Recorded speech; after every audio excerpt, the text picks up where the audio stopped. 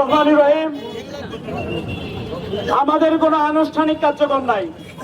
আওয়ামী লীগ তাড়ানোর জন্য ধারাবাহিকভাবে আমাদের প্রোগ্রাম চলবে।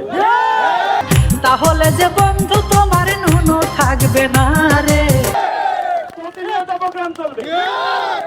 সেই লক্ষ্যে মেহেরপুর জেলা ছাত্র দলের পক্ষ থেকে আমি সবাইকে আশ্বস্ত করি, আমার ছাত্র দলের সদস্য নেতৃবৃন্দ সংসদ জায়গায় থেকে ঐক্যবদ্ধভাবে এই অনুপ্রবেশকারীদের ঠেকাবে, যারা গ্রুপিং রাজনীতির জন্য অনুপ্রবেশকারীদের আশ্রয় দিয়ে শেল্টার দিয়ে মনে করে যদি যে আমরা বড় বাঘ হয়ে গেছি, তারা কিন্তু সকলে মনে রাখবেন বাংলাদেশ জাতীয়তাবাদী দল বিএনপি কেন্দ্রীয় নির্দেশনা মোতাবেক সকলে সাবধান হয়ে যান, হুঁশিয়ার হয়ে যান।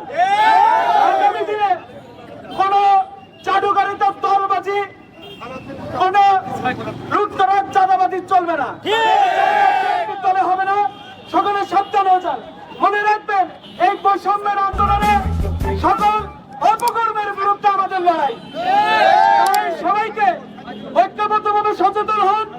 যারা এই ধরনের চাঁদাবাজি লুটতরাজের সাথে সংযুক্ত আছে তাদেরকে ঐক্যবদ্ধভাবে তাদের ধরিয়ে দিন।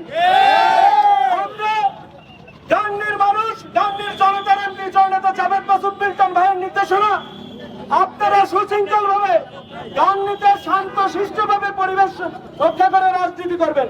কেউ বিশৃঙ্খলা সৃষ্টি করবেন না।